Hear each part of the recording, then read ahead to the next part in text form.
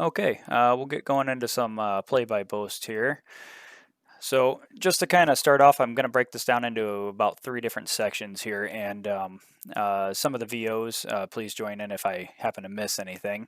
It looks like we have a few of them here with us. I am the venture captain for Play-Post Online region here. Tyrannius on the boards, otherwise I'm Derek Larson. Looking in the channel here, it looks like we also have VA Lyle. We also have our VL, Mike Hallett. And scrolling down through here. Yep, looks like those two have joined us here for it too. So if I miss anything, please chime on in.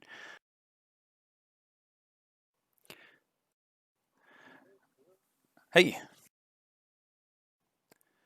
Okay, so a few things about play-by-post. I'm going to try and break this down into about 3 different sections. Some overall general information that kind of helps, and we're going to go over all the lodges, over a lot of the differences between them, and then we're going to go down into a breakdown of the Paizo website for the player side of the house, and then at the end I'll go down through the GM portion of the house to where you can show you how to build a table, build your spreadsheets, everything else like that, link your maps, so on and so forth. That way you guys can actually get a table going if you need to. And I'll be recording this, putting it up on YouTube to help out for future reference as well. So to start off, play-by-post kind of started years before this with play by email, and it just kind of evolved into a forum setting that made it a little bit easier. There's a lot of pros to it, and there's some cons to it. So starting off with one of the cons, the pacing of play-by-post for some people can seem a little bit slow, and it can be a hurdle for some folks. An average game for a scenario, a 4-hour block scenario, can last about 6 weeks, but you get a far more deeply enriched role play with it. So I'm going to link you to a lot of the online lodges. That way you guys can kind of get a general feel of it, and I'll show you on my screen how to navigate them and everything. And what I mean by deeper role play is that if you interact with another player at another table and start going on about some of your background, a lot of times that can eat up about 10 minutes plus at a table and whatnot, and you're not really leading anywhere towards a scenario. You do that at a play-by-post, and you continue that the entire game as long as you're pushing it forward, and the GM continues to push the game forward. You can enrich your story. You can, how does seeing that big demon for the first time affect your character? You can dig deep into those internal aspects of your character that you don't normally get to.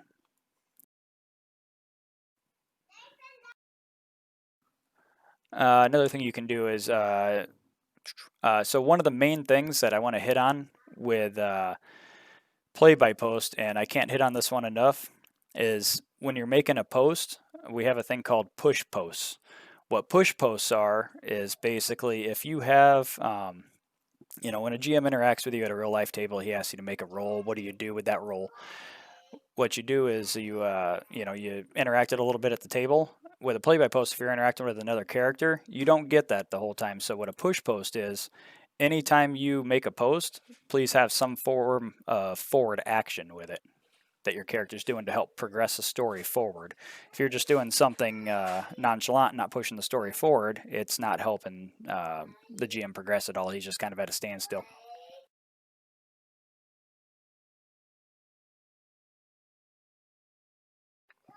Let me go through my notes a little bit here. So I'll drag over the list of, and I'll link these in the chat as well, real quick. This is a list of all the play-by-post lodges and tips that you guys can go down through. Great guides.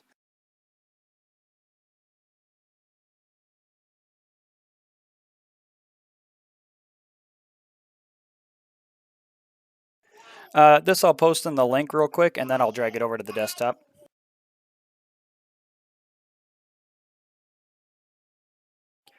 It's right up above in the text chat for Play-by-Post 101.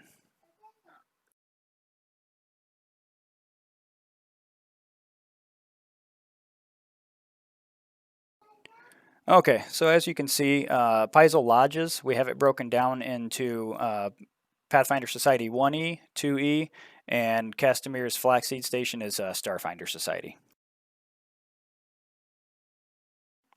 The reason we have it broken down into 3 different lodges is we were going to combine 1E and 2E, but we felt there was going to be a lot of confusion during recruitment during that process, and we wanted to try and alleviate that as much as possible. So these are the 3 links that lead right to those. We also have a lodge on Mythweavers that Mike Halleck can probably expound a bit more on.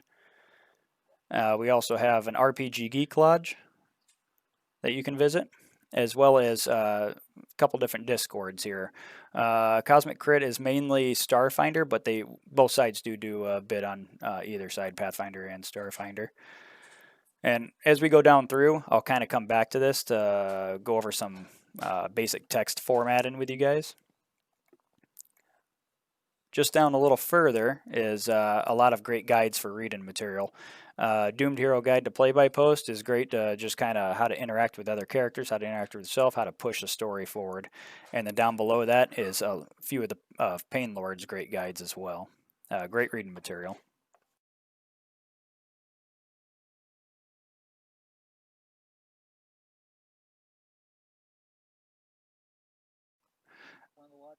Yep, and that's where I'm going to head to here. Let me see if there's anything left to hit on general notes here quick.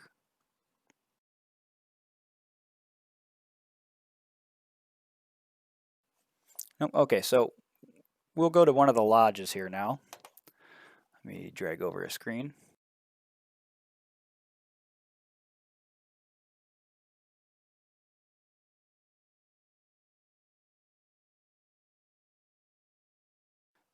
So this is going to go to that first link, the Pathfinder Society 1E Lodge is what I'm going to end up going to here. So, all right, so this main page here, how you get to that from the Paizo's front page. We'll click on that and I'll show you how to get right to that. So if you hover over my account, go to my profile.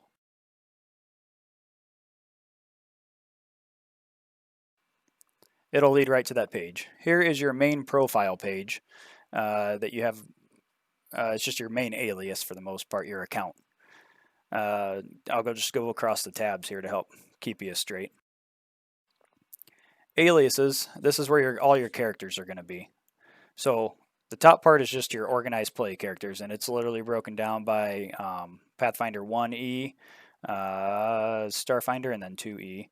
So, and it's in order of what your character is set to.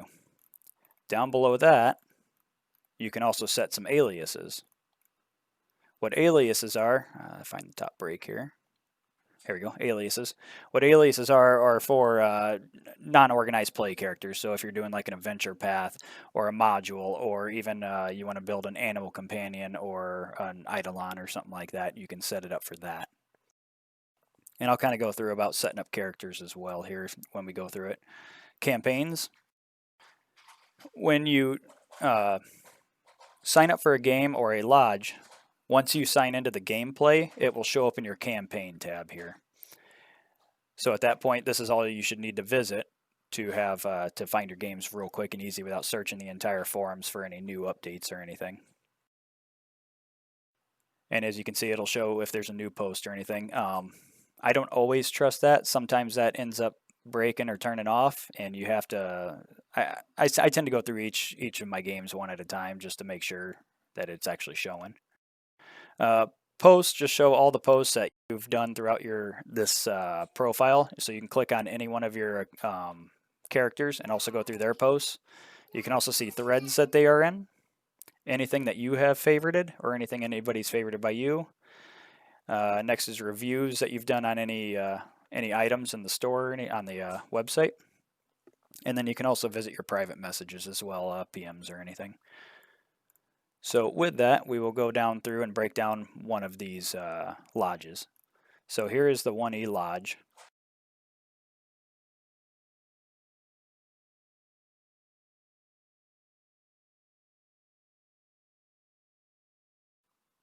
Okay, do you need me to go back and show some? Yep.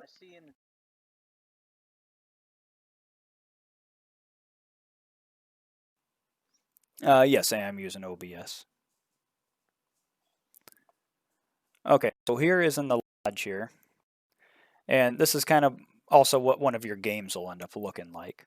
So you'll have your campaign info, which will just have a lot of the information for your campaign, as well as you can. That's where you can set up a lot of your initiative trackers, anything you don't want your players to see. I mean, they can still go in there, but it won't be on one of the main threads.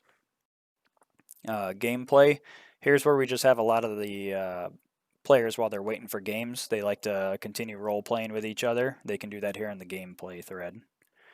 Discussion thread. If anybody has certain specific questions lead into Pathfinder 1E, Pathfinder 2E, Starfinder, they can ask them right in those discussion threads. Recruitment. That's where we tend to have a lot of the people link their spreadsheets. And I will give you an example here real quick.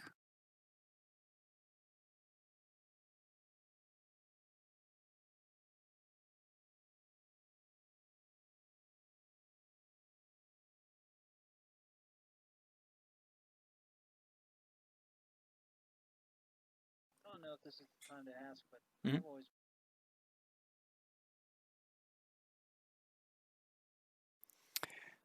I am brain farting his name right now. Endless Forms started it up, and he was huge into. He was a farmer. He did a lot of farming, and so a lot of these names kind of came up through there.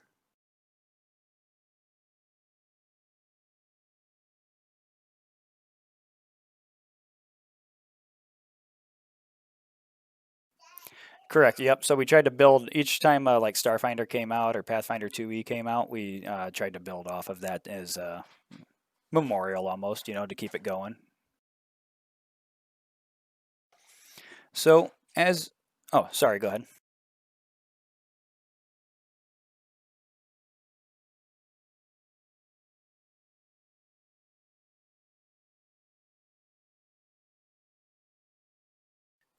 Correct. Yep.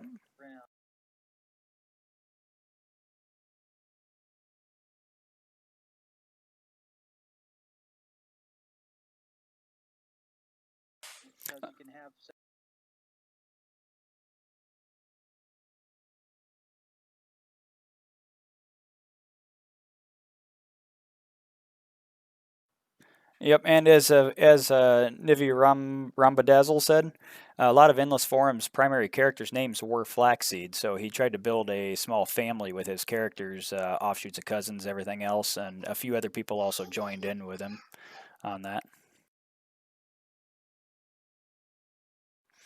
So as you can see here, here's what a primary recruitment will look like. They'll open up a recruitment text saying what scenario they're going for, along with their sign-up sheet with a link to it. And what that'll do.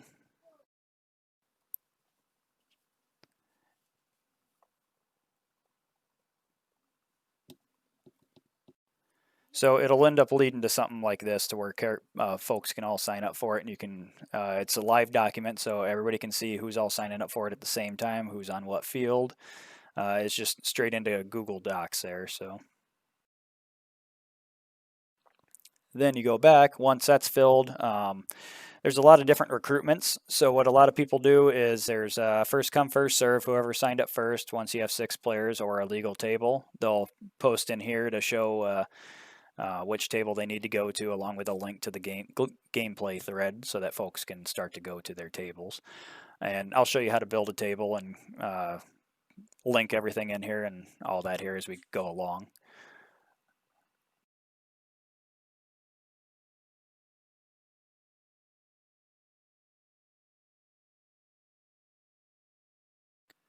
I'll try and do some of the stuff on the other screen so that I don't spoil anything for you.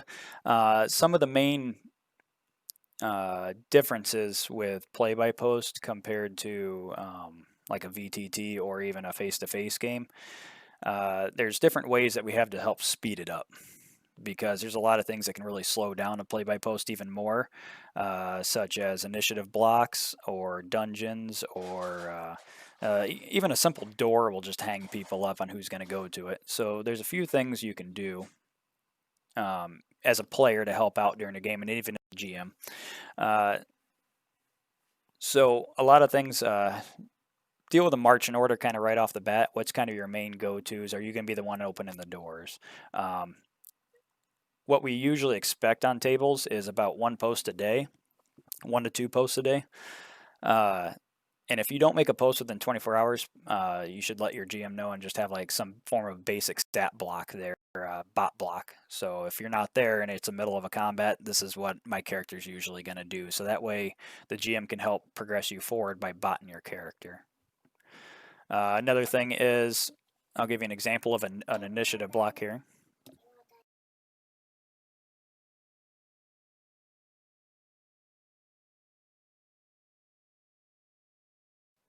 This one tends to hang people up once in a while and confuse them, so.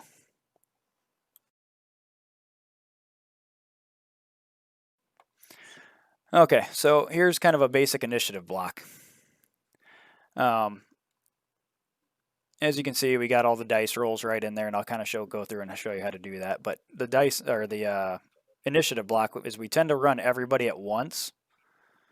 So the GM will roll all of the initiative. That way you're not waiting on a whole day or two for players to roll their own initiatives just to start combat.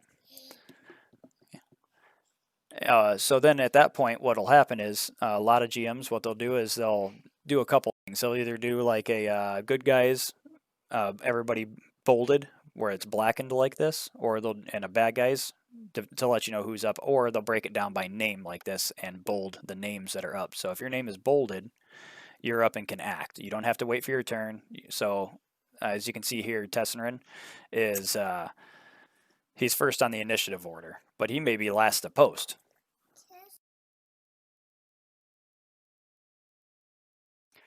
So he may be last to post, but what you can do is everybody just posts at once, and then as the GM, you're going to take all of their information, compile it to how it works out for the party, how they would do it at a real table. And as you can see here, everybody posted but Venice. So what you can do is you can do a quick another snapshot of everybody, especially if an enemy dies or something.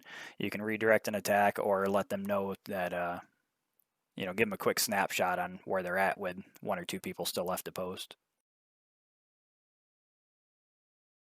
Tend to leave save and throws to the players. There's very little I roll for them outside of initiative, unless it's going to greatly affect that round. Then I'll let them know.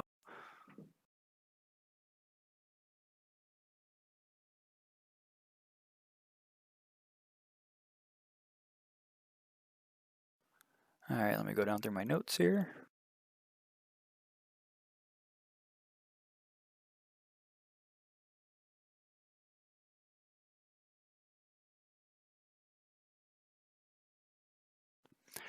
Okay, so now I'll show like the player side on how to create a player here.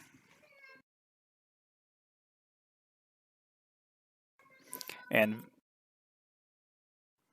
various ways to input your character into the game itself.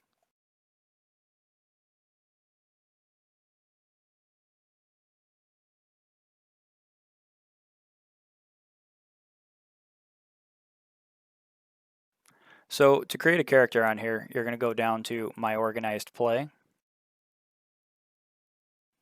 If I didn't hold Alt, it would stop doing that.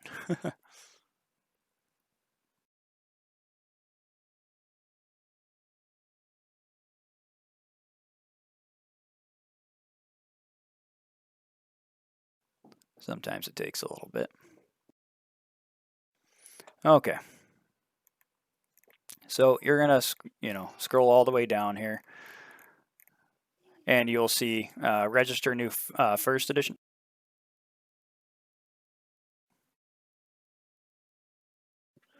So you can have a first edition, new Starfinder, or even a second edition character, or a Venture Card Society character that you can make. You're going to click on that.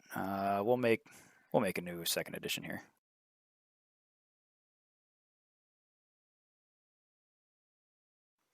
So you can name it, pick your faction. You can right here you can pick a character image.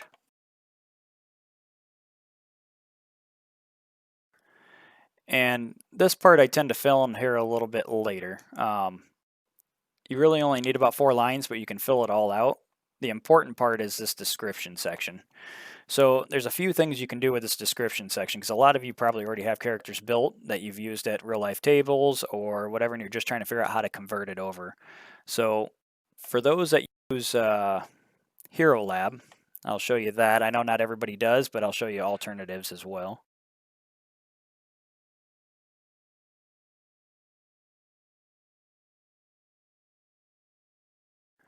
Okay, so I have Hero Lab open here. If you open up one of your characters,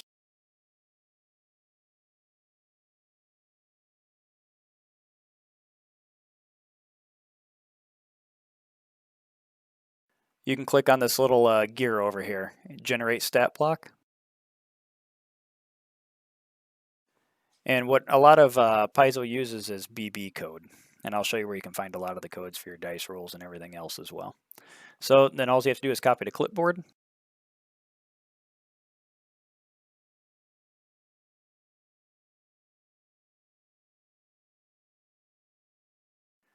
And you just copy it right in there.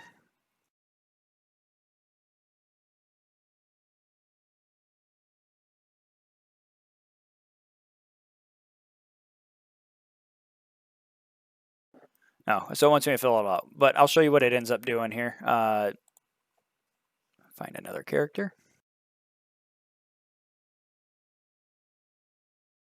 So you'll just copy that into the description portion.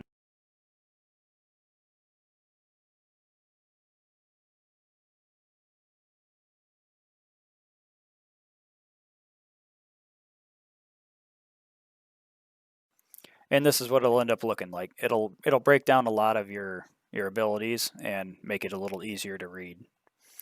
So how you do this, as you can see, this looks a little different over here. This is just kind of a quick snapshot of your stats so that the GM knows and other players kind of know, hey, what's your HP, AC, your save and throws, perception modifier, anything important that the GM might need without having to click into every single profile.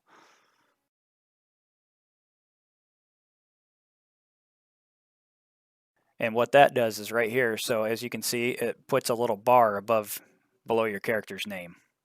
And that'll show up in every game that character posts in. So that way it's a quick snapshot for everybody to see without having to click through profiles over and over.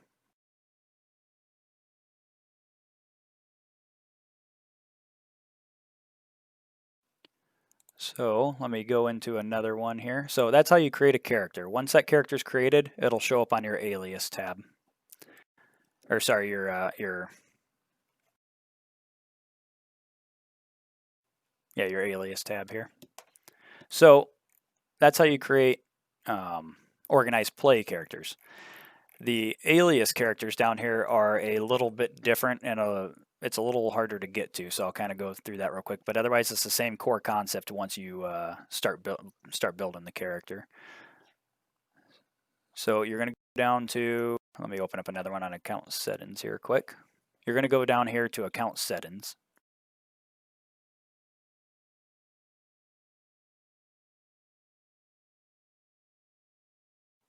And then once I show this, I'll show you some alternatives that you can link in other characters like your real face-to-face characters or anything like that.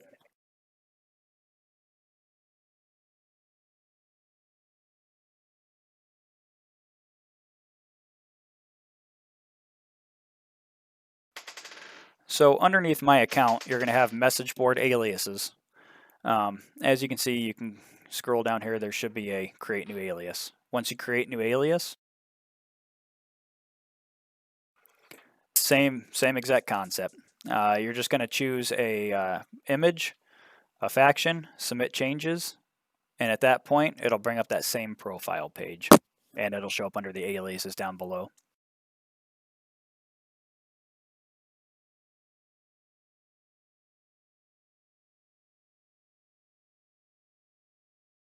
So say you want to build a new, you don't have Hero Lab. You want to put a new character into there.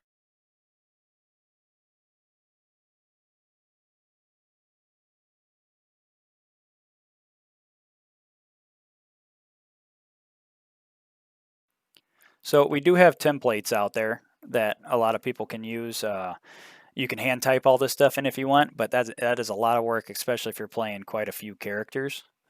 So what you can do is you can use Google Drive. You can there's a lot of free apps out there that you can scan in using your phone to scan in your sheets into Google Drive and save it there, and then you can link it right to your character sheet here.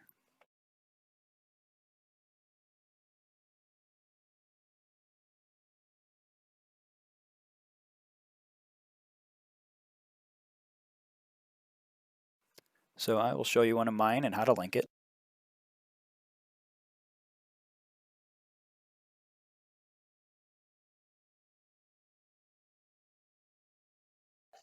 Yes, as Nivi said, your character's name is not set until you make your 10th post. Once you make your 10th post, you can no longer change your character's name again.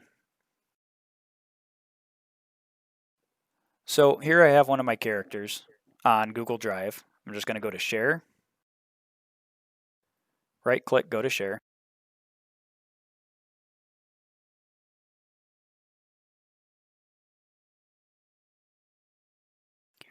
So as you can see, once I click that advance, it goes to anyone with link can view. The way you can change if you want somebody to edit stuff, which this will be good for maps later, is you can click that and go to editor. But for character sheets, anything like that, I tend to leave it on view.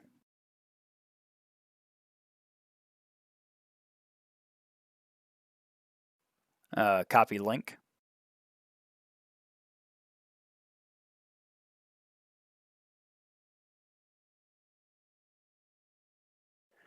So Paizo and as well as Mythweavers uses formatting called BB code. So the way you format your text here, it all looks complicated at first, but it's truly not. Once you go through your first play-by-post game, you'll get a handle on it. There's very few you're going to use.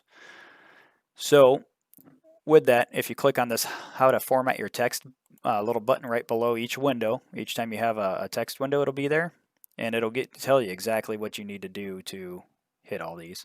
So what I'm going to do now is use that link I just got from Google Drive to link my character using a URL.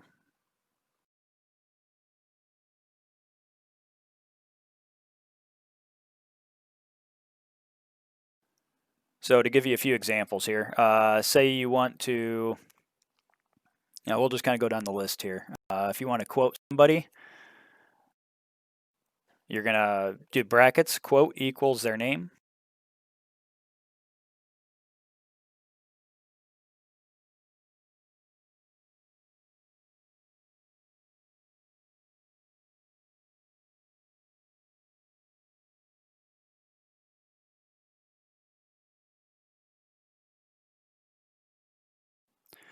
So you're going to close it off after their name, and then this is what you want to quote in between it, and then you're going to close it off with a bracket / quote to close it off. And that is the same concept if you are using bold, slash through, if you're using out of character, everything on here, spoilers, everything. So that is going to show a quote. B is for bold, and whatever you put in there is going to show it bolded. I know we end up putting exclamation marks around, not exclamation marks, but quotation marks around a lot of the text anyways, and so people wonder why we do bold on a lot of it still. It just helps make it pop a little more.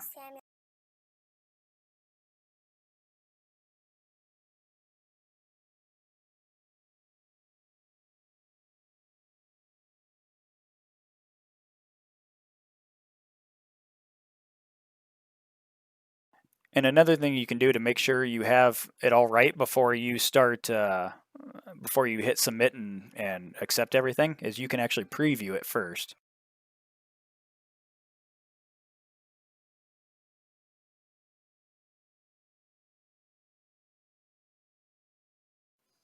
And this may be a little better just to show in a actual gameplay thread here quick.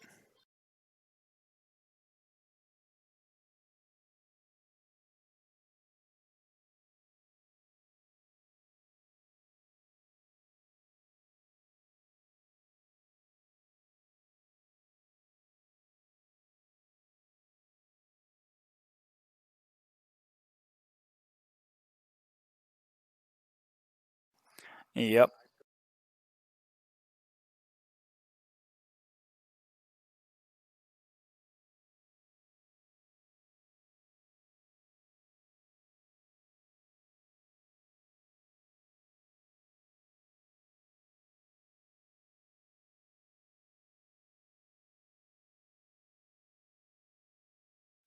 Another one to use. So you got your quote, you have your bold, and then you also have italics. What italics are be is like something like your internal thoughts.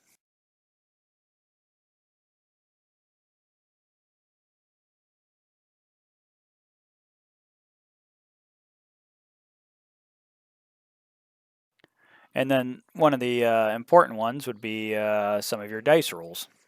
So the way you would do that is brackets dice equals,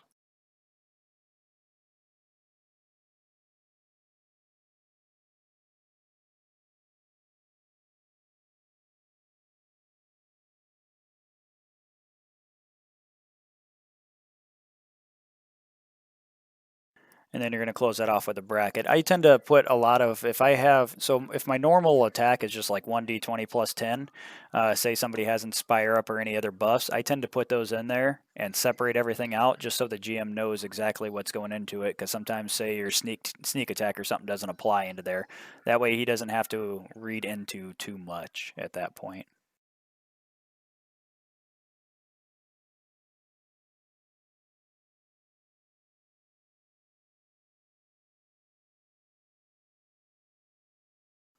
And I'll hit preview to kind of show you what this looks like.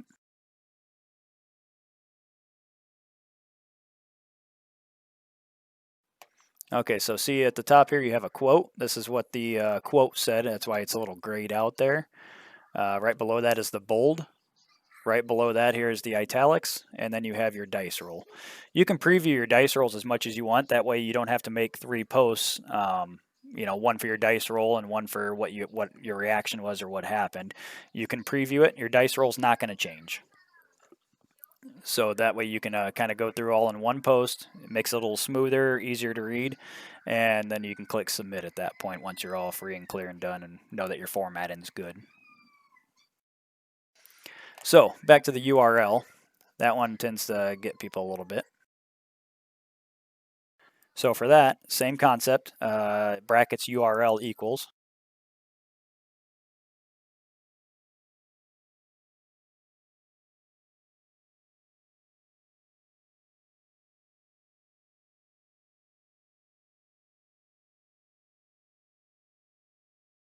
And that is where your link is going to go. You're gonna paste your link into there, and then you're gonna bracket that off to close it off.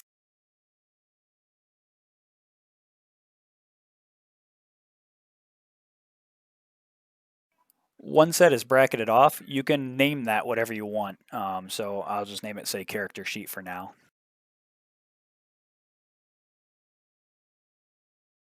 And then you're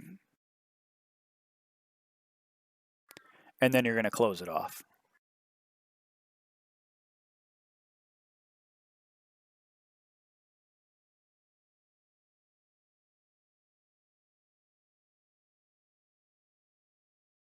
So what this will do is it'll have the link in there, but the link will be named. It'll show up as the name character sheet wherever it is.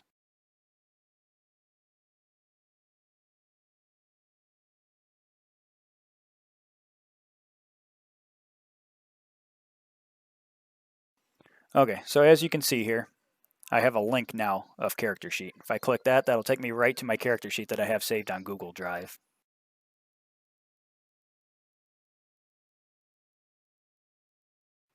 That way it's quick access for the GM to look at if he needs to, if there's any info he needs to draw off of there, or this is important for like Pathfinder 2nd Edition with all those secret roles they have. That'll help immensely with that.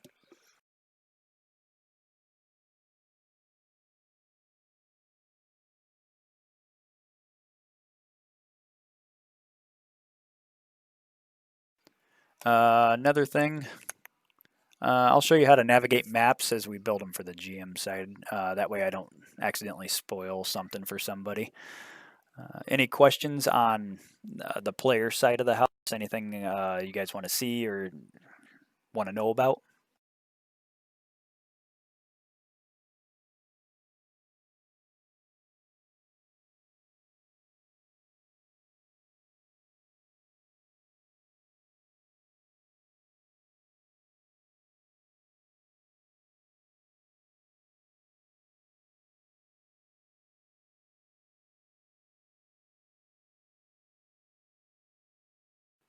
So for these to show up, for the lodges to show up on your campaign tab, you need to go into the gameplay thread and just make a post in the gameplay thread. We call it .in. You can put a period and then submit a post.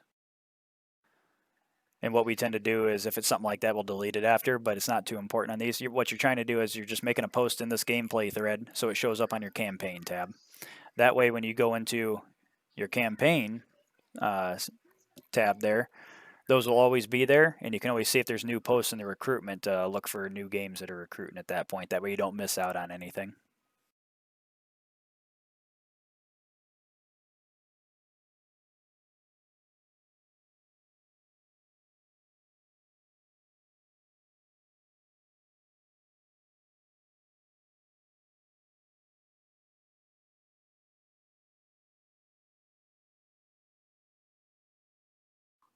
All right, let's see if there's anything I was missing there.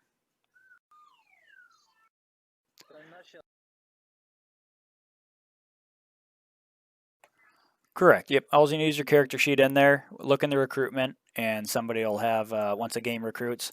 A lot of people are a little hesitant to hop in on one at first, but just go ahead, hop in. Everybody here is very friendly and very helpful with any questions. They will help you get your profile set up, whatever you need to do, get your character sheet set up, and they will also help get you through some posts and all that. And really, once you get through your first game, it's really not as daunting as you initially would think it would be.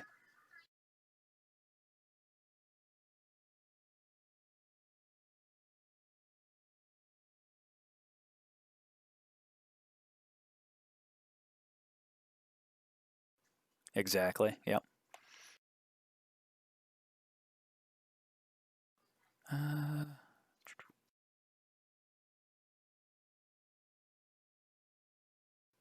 what's that? Yep, you'll need an organized play, and you get that at the same spot, my organized play, where you created the character. That'll help you get that there. Okay, so let me open up Discord again here.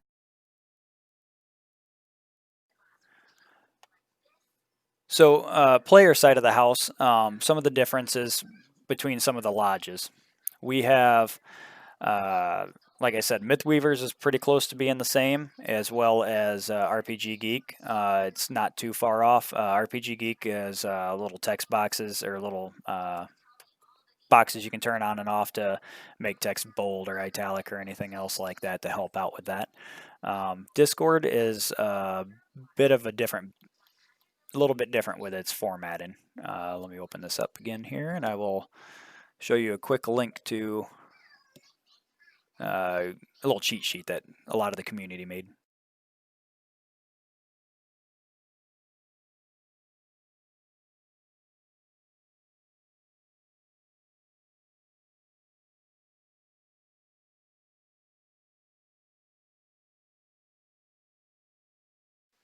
So here's a little cheat sheet for Discord. So you really only need to know a few things to get going on that. It's the same concept. You're going to either link your character to the Paizo site on Discord, or you can just grab from Google Drive, throw your link to your character on there, so everybody's good to go. But the formatting for your text is a little different. So to bold, you're going to use 2 asterisk symbols here on either side on what you want bolded. I know it's a little difficult to see. For italics, for internal thoughts, it's just 1. So a little easier to understand, just 1 or 2. And then lastly, your dice rolls are just, everything's incorporated in just a bracket on either side to help it out. And there's usually bots that'll help with that, that they have installed on the on those Discord servers. So it's not going to work on, these roles won't work on every server. If you were to create your own, you'd have to attach the Roll-em bot, stuff like that.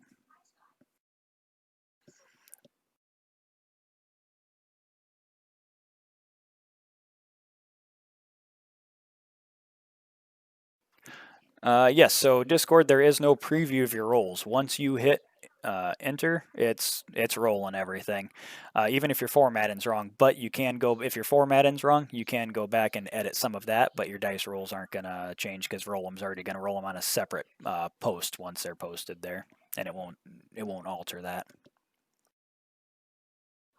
There's a lot of fancier stuff you can do with Discord, but use the KISS method. Keep it simple, stupid. It's keep it as simple first, and just work your way up from there. There's always fancier stuff you can do on all these sites, but we'll keep it simple.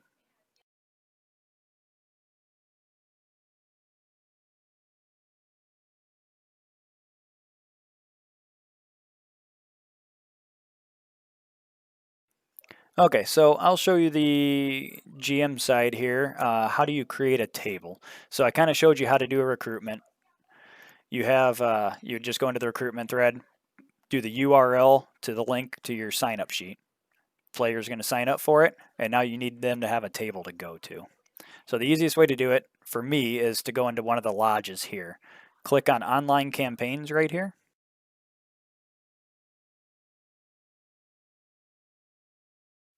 And here you'll see some subforums. General discussion, recruitment, play-by-post discussion.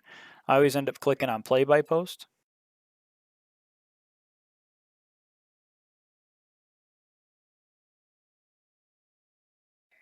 And add a new thread. Here's what your gameplay is going to be called. So I'll just name it test 1 here.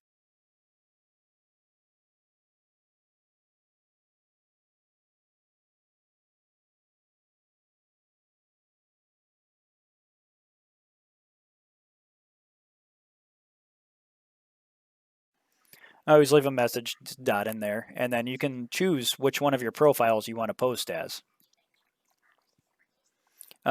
Whichever one you choose will generally at that point tend to show up at the top, so that way you don't have to scroll through your entire list every single time you want to post.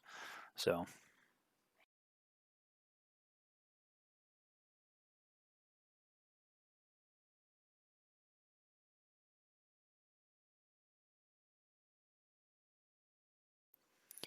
next it'll ask you if you want to create a campaign for this thread. Yes, you want to end up creating a campaign for it.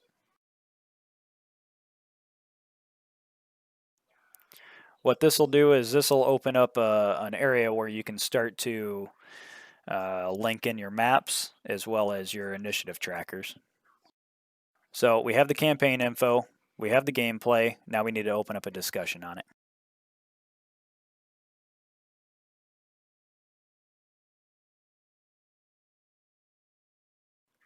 So clear at the bottom of your list, you can create a new thread. That's going to create a new thread, discussion thread attached to that campaign.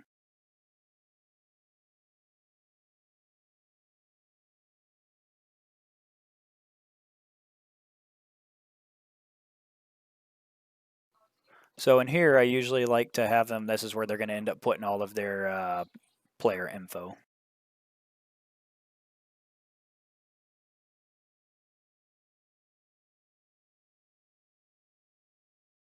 50-50 shot, I always go to the wrong spot.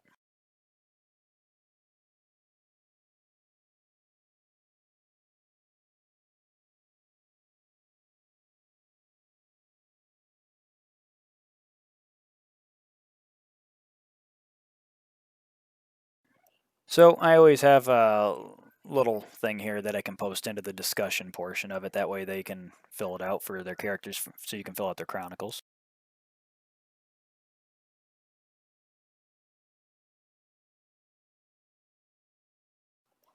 That's what I end up putting into the discussion portion.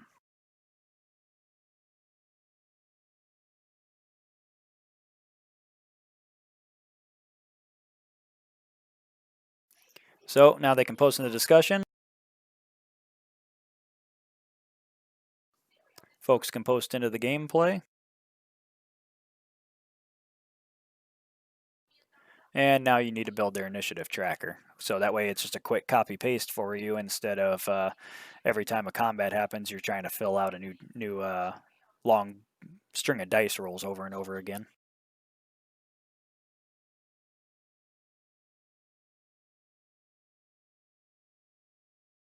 So you're going to go to edit this campaign. You're going to have 2 main boxes here. This short box up here or items that will appear above your campaign. Like that's where you want your tactical maps. If you're doing like an adventure path, that's where your loot spreadsheet, stuff like that will go. Down here is a spot that won't show up unless you click on. It'll show up kind of like a character description box here. It'll show you, give you an example.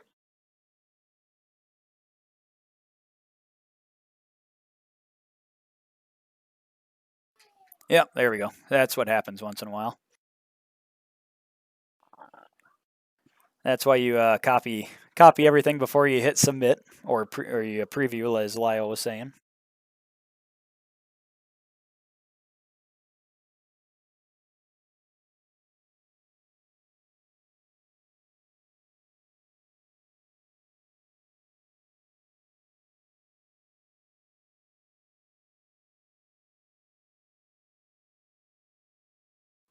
All right, we'll do this the hard way.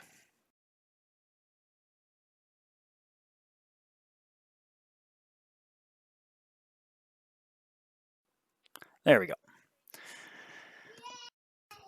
So that's where it'll show up. So it'll just show up in a box over here. That way you can just copy paste it each time.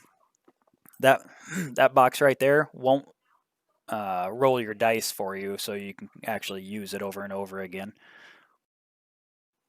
Same with your character sheet. If you have a dice roll in there, you don't need to put an extra space or something goofy in it so that it shows the BB code at all. It'll just keep your dice roll there for bottom purposes. The only places that it'll format your BB code are in the gameplay and recruitment and discussion threads. So now you have your initiative tracker up, and now you need to be able to set up a map.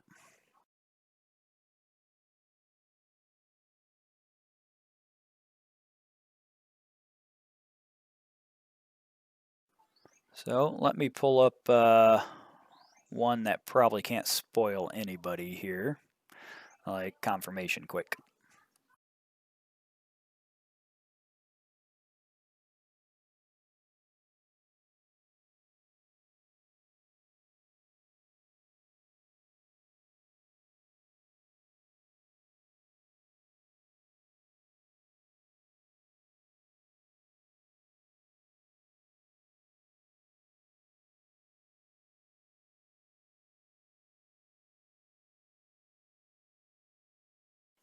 All right, once the computer gets done thinking here.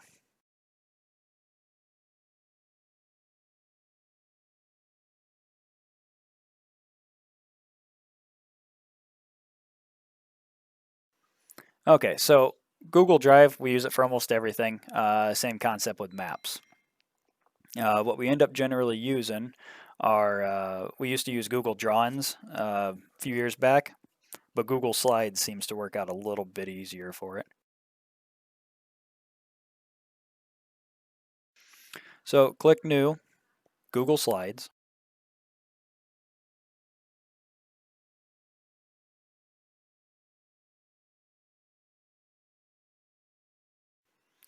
I tend to label these all tactical map. Though it really doesn't matter what you name it.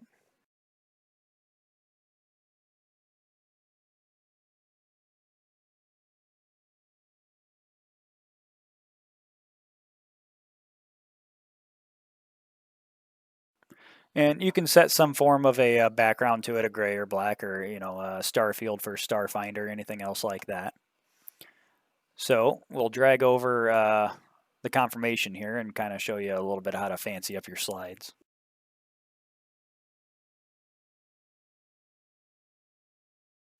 So there's a few things you can do to pull images from these to help out with your maps. I use Adobe for it, so what I can usually do is I can grab images out of it, or every Windows computer comes with this snipping tool. If you go to your search engine down here, you can just type in snipping tool, and it'll pop that up, and you can also snip out an image with it as well. And that's completely free, so kind of show you both here, give you an example.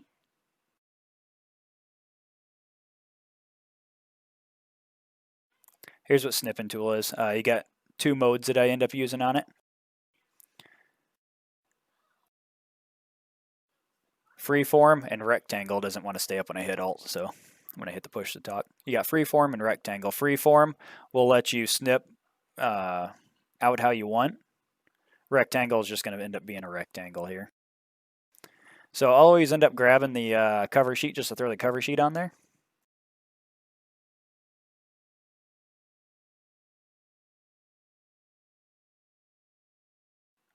And you can save that how you want and toss it on there. You can save it how you want, and then you just drag it right onto it. If you have Adobe or another way to pull images from your PDFs, you can just click on it, copy, and paste.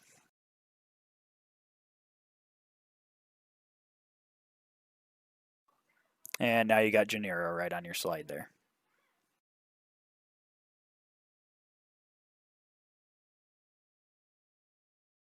The nice thing about doing this, snipping tool, the only bad thing about that is you're going to end up getting, cover sheet may contain spoilers, so be careful of that. The only thing bad about snipping tool is you're going to get the image as you see it. If you use a program like Adobe, Foxit, something like that, when you click on these images to pull them off, it's just going to pull just the map and not the overlays that are on it. So it won't show traps. It won't show PCs begin here. It won't show where the monsters are starting. So if they're traveling through a dungeon, that tends to help.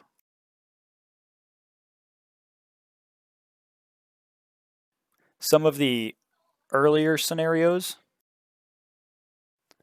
didn't quite have those overlays, so you really don't have a whole lot of control over that.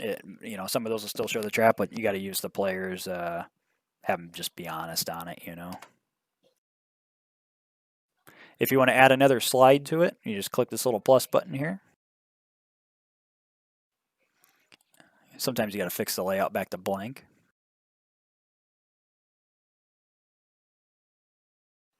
So now we have a map on here. Sometimes you may need to reformat it so the squares end up square.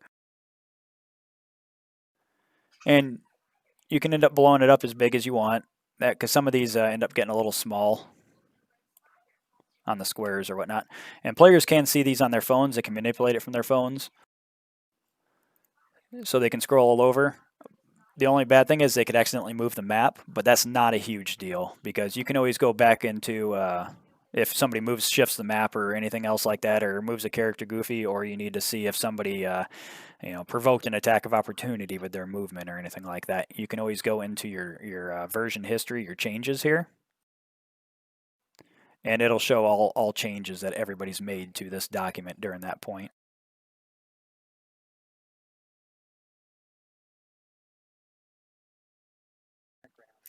Yep, you can also make the map as your background image. It's great for some of the smaller maps. Some of the full page ones like this, sometimes your players will have to really zoom in to get to their tokens. But yes, if you set it as your background, they can't move the map at that point. So now you need to get monsters and players on here. Monsters are easy. I just end up Googling the monster, and there's usually plenty of photos for them. So we'll just use Genera because she's a monster. So what I tend to do with them is she's kind of huge right now. So I'll crop her down. Usually monsters I'll crop into a circle, and I'll color code them for the players for easy distinction. So that way they can say, if there's two right near them and they just attack something, they can say, hey, I'm attacking the red one,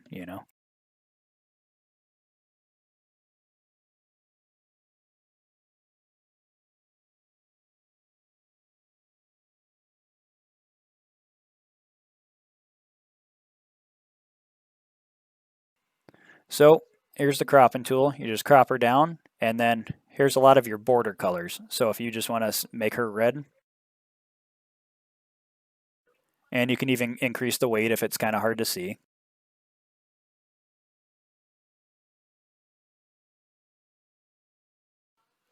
So now it's very identifiable that there is a red enemy there, and your players can zoom in and check it out and everything too as well. So you can even say you have a map that's very small, players are having a hard time seeing on their computer, they can just zoom into it as well.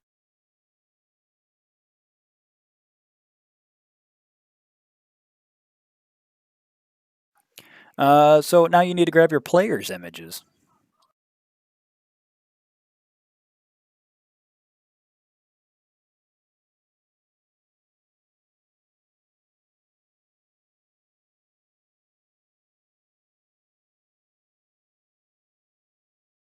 So same concept. So here's a gameplay thread right here on my campaign.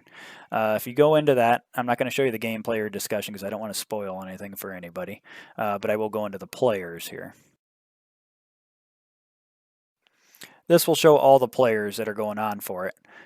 So this is going to end up being their profile name, and this is the character they're playing in that deal. So if you want to draw all the images for your game off of that, you can just right-click their profile picture here.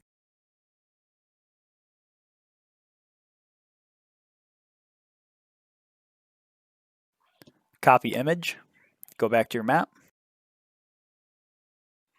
and paste, Control V.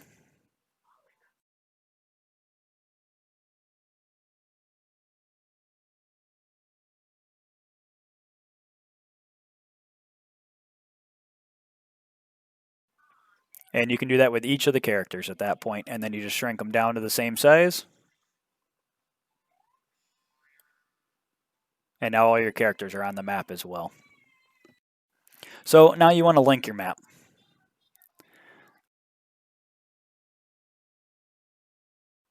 File, share, and same concept as your character sheet that you were linking up. Except this time you're going to want your players to be able to edit it because you want them to be able to move their characters around. Change anyone with link, and instead of viewer, you're going to want it to be editor.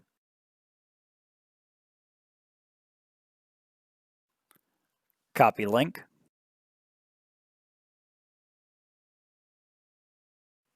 All right, so now you're at your game that you just created, your gameplay thread. You're going to want to, in campaign info here, go back to edit this campaign.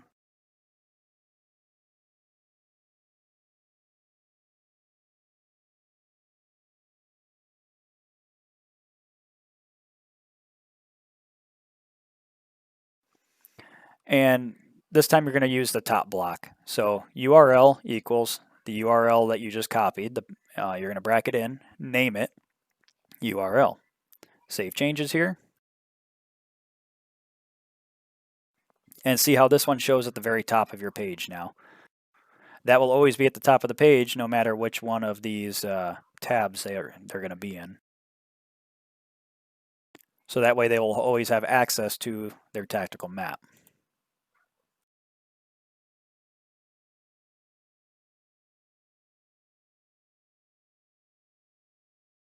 And I tend to, every time I open up a game, I'll just open up the tactical map as well. That way I can just click back and forth real quick instead of having to, I go down, read everything, see if there's something to do, and then I got to scroll all the way back to the top and open up a map at that point. I just tend to open them both at the same time.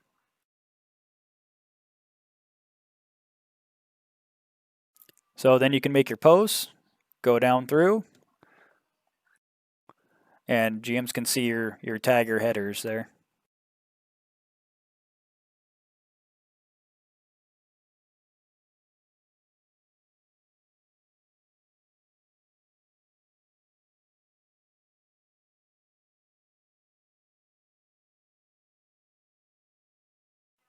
Any questions on setting up threads or games or recruiting or characters or anything else like that?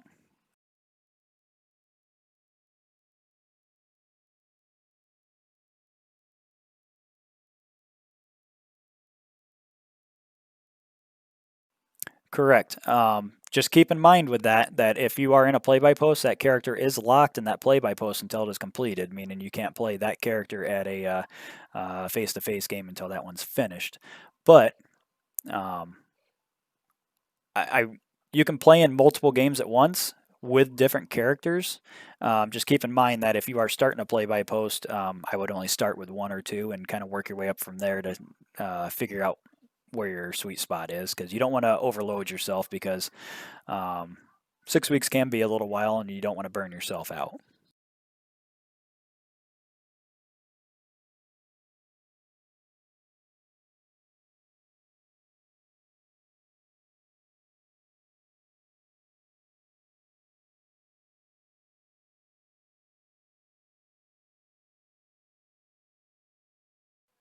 Yep, sure can. And what's great about play by post is you can use your experiences from those, your internal monologues, how that demon's claws have maybe affected your character's psyche for a little while. You can bring that, incorporate it into your character to help for stronger character building, to where face-to-face table things seem to, hey, we need to move quick because we got to make time. We got to do this to make time. There's still a lot of opportunities for role play there, but it's far deeper on a play by post. A lot of other characters will, if you feed them a little tidbit of information, a lot of other characters will help feed off of that as well, and help build off of that.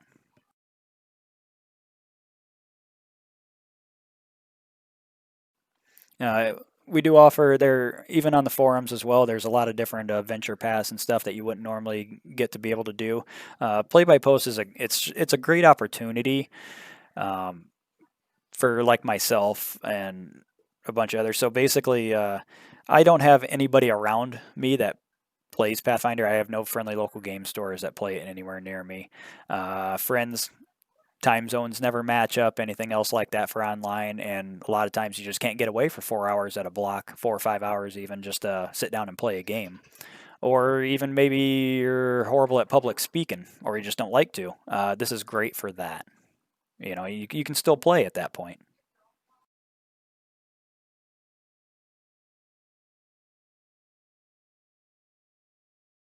Oh, yes. Okay. Thanks, Lyle. I will show that here. So you can also, so say you have a dungeon or anything else like a building you don't want your players to see into. You can conceal portions of that on your map as well.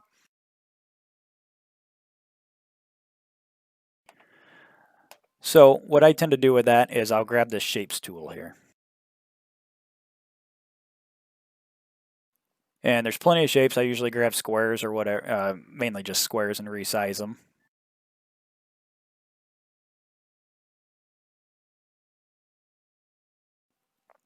So you can use that to cover up as another layer over um, buildings or anything else like that.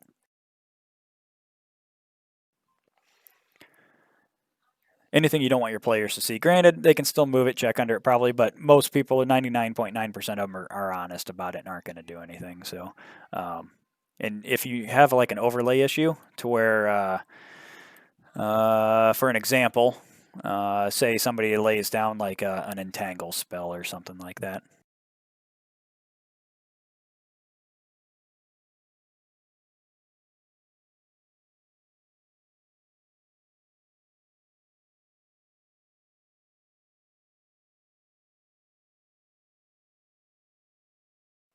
So you can make it transparent and red to show the outline of the spell. But as you can see, if I click on it, it's making it difficult to click on the character at that point.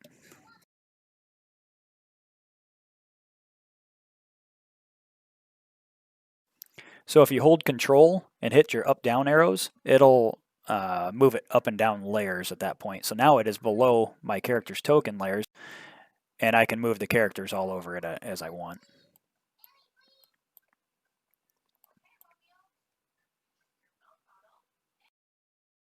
And there's also neat little effects and everything else you can find using Google as well that you can toss in there.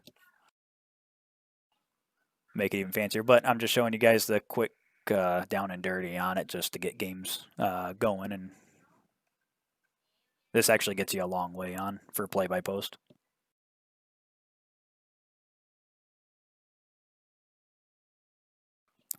That's about all I had to show you guys. If you had any questions or wanted to know anything more, go ahead and ask them. We can answer what we can here.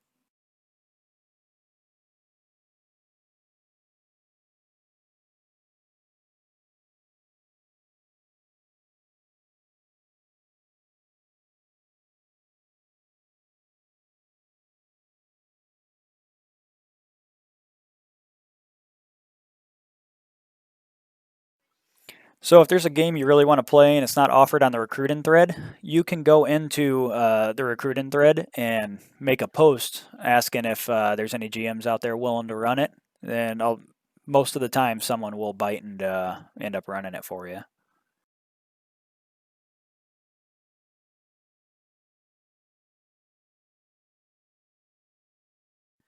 And there's still plenty of. I want to say our last convention we did, there was a. We're actually sitting at about 33% across each of the formats. So Pathfinder 1, 2, and Starfinder. We're sitting at pretty equal footing on all three of them still being ran heavily. We have about 3 cons a year. Usually in the late August, early September, we have Game Day Con, just game day. And then in the fall time frame, a little after Christmas, we end up having uh, RetroCon, or this time we ended up doing a Play Discon, where we actually just did everything on Discord to try and get people a little more familiar with it and everything else for the upcoming events here. And then we just got done with Outpost 3, which is in the spring here.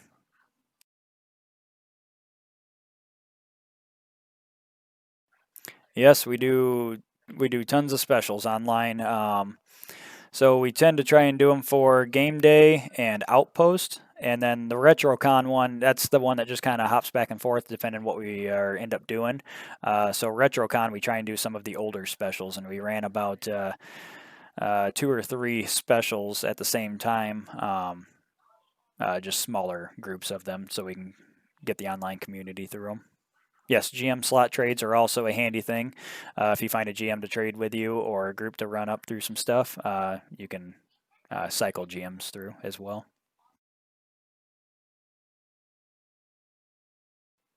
I've done both maps as a background and as a not as a background, and it's very little I've had players accidentally move a map, and it's usually with the phone. People checking it out on their phone, they'll go to try and zoom in and not have 2 fingers on the screen and shift something a little bit, but it usually doesn't shift a whole lot. It's just it'll toss stuff like here, I'll put Genera in a square. It'll tweak it just a little bit there, but you can usually go into your edit and figure it out. But I've set them both as background and not as a background, and I don't end up setting it as a background, but I don't have very many people mess with it.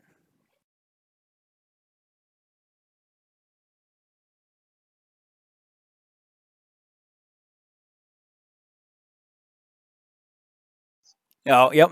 That's the thing. If somebody does move it and you can't remember where back is, that's where you want to use that last edit tool. Just it'll shift it right back to where it was.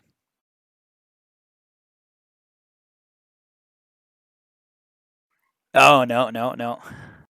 And that's kind of why I wanted to show this edit button here, because I mean it doesn't even really look like a button or a hyperlink or anything, and a lot of people don't know about it. It's just so it's a handy tool.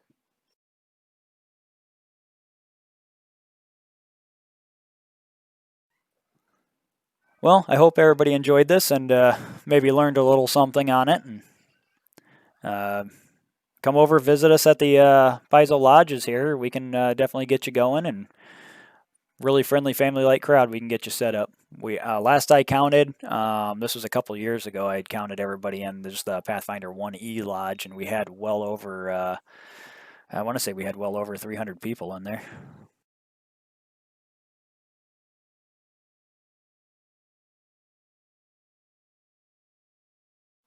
Yep. Oh yeah, and we also do have so on the pfschat.com. That is the org play Discord server. There's also play by post sections in there that you can get into. One of the differences between like say Paizo's play by post and play by Discord, I saw it in the chat here earlier. Play by Discord can be a little faster just because you're getting ping notifications on your phone about it. Um, but to me, it wasn't like I've done both. It can be a little faster, but it can also not be a little faster. You know, it all depends on the speed of the GM. So with play by post, the GM is running a lot more of the train than he would normally be for a live table. So as I showed you in the initiative tracker here earlier, let me pull it up here again.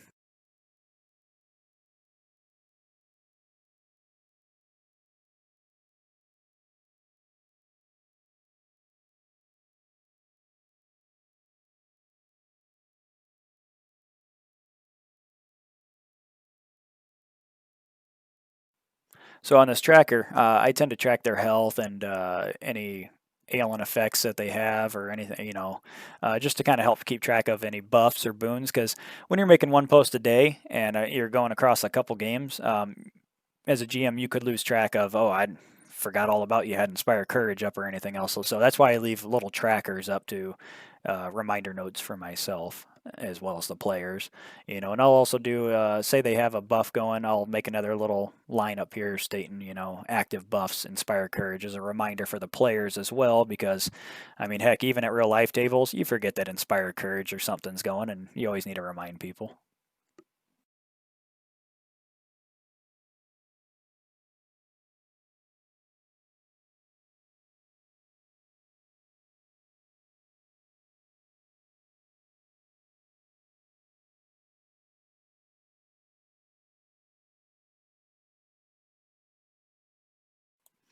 Um, Starship combat, we kind of generally hit the same thing. A lot of it will go into a block type initiative, um, but you can generally, you know, like what I do is I'll roll both pilots at the same time, their initiative, and just to see who goes first. That way you can set up the same type of block initiative here, and you can bold which roles are going first. That way, if people want to swap roles or anything else like that, they can. But like I break it down by name. Some people break it down by, you know, good guys are all bolded, or, you know, since these guys are all grouped up together here like this, I could really just say, you know, bad guys, good guys, and have them bolded. Um, but I like more information. I like to be as transparent as possible on this. And another thing too, so a lot of times when you're using like your scenarios, folks will read from the scenario, stuff like that at the real table. There, you're copy pasting a lot of the text speech and everything else like that. And there's a lot of background in those scenarios that doesn't get to the players in a face-to-face table a lot of the time. You can actually throw that in, you know, a lot more of that story to the players here in the play-by-post, but just make sure that you're just not copy pasting the text. Make sure you read through it and you're formatting it out, because a lot of it will say like the PCs will go to here. You know, delete out the PCs and, you know, type in the group or or Pathfinder Starfinders, or, you know, whatever they want to call their team. Format it to your players. You know, make it personable to that group.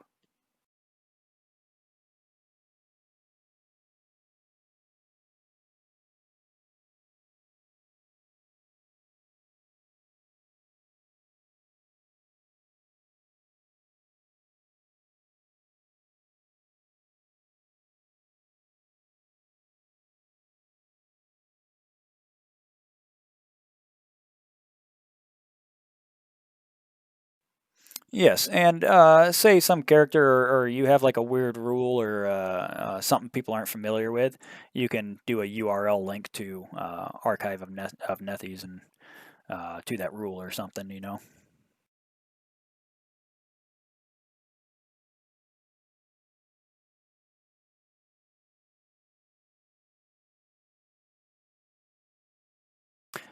Yeah. So let me go back to it here. I'll show you.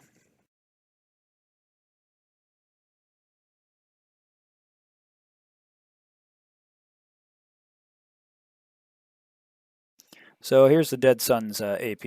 I just finished up with. I'll show you. Kind of won't go into any spoilers or anything, but as you can see, you know, I got tactical maps, Starship Combat cheat sheet up here for them that has all the roles, their ships stats, and then all of their loot.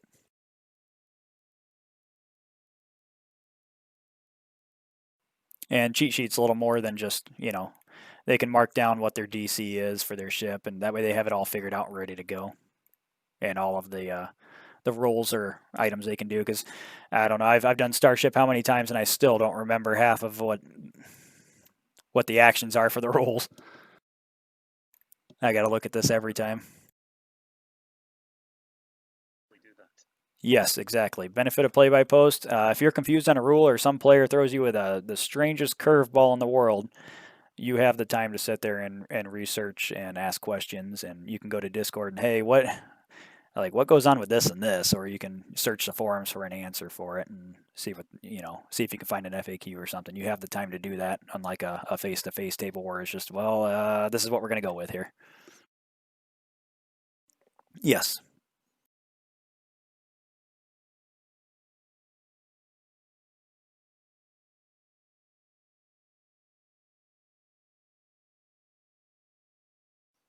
Uh,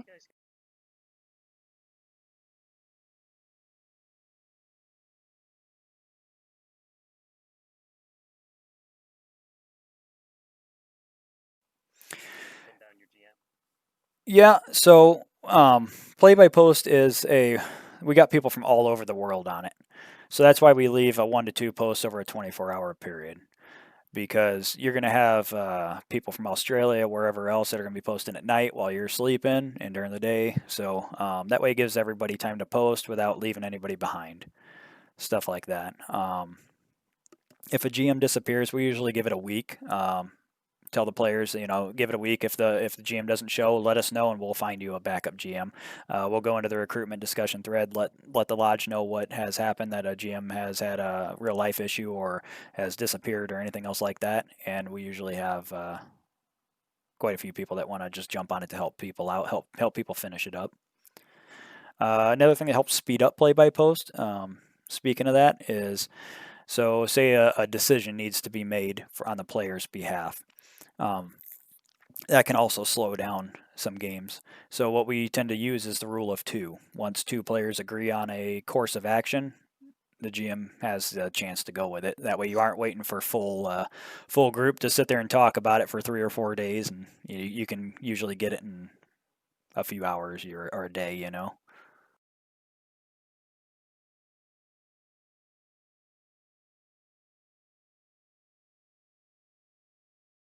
And a lot of that is in Pain Lord's guides. So that link that I put in the text here, or pinned in the text on Discord earlier. If you go to Pain Lord's page, there's a lot of great reading in there on how to better your posts, better your table, and everything else. Help speed it up like that, the rule of two, and so on and so forth.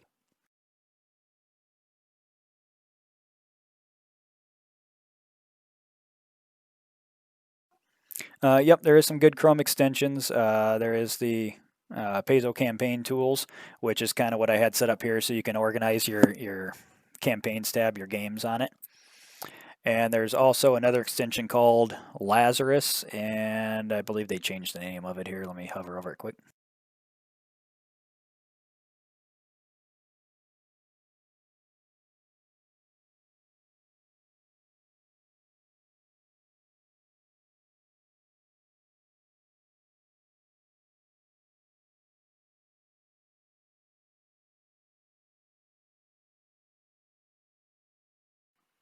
So it's called Typeo Quick Access. Now it was Lazarus. So what this does is, as you saw earlier when I was trying to set up the campaign, uh, if you wait like, I don't know, it's just a weird random time, 30 seconds or whatever, it'll error out like that sometimes. And a lot of times you can lose your post. Like if you have a big long post you did and you forgot to copy it or anything, it is gone. So what this Typeo Quick Access extension does is, no matter what you post, if it gets lost or anything, you can click on that and you can pull up all of your last posts, no matter where you were at on it, and it'll bring it back from the dead for you.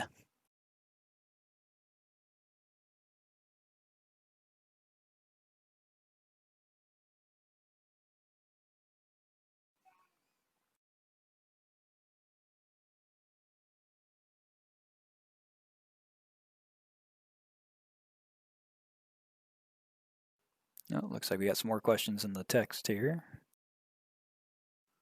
Yes, so you can also type things up in another program like Notepad or a browser or anything else that doesn't completely wipe all your text, and then just copy paste it over into this as well.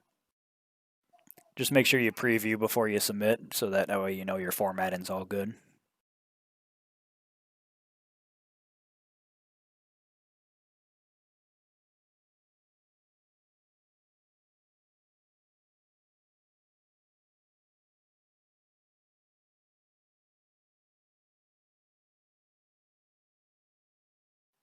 Any other questions?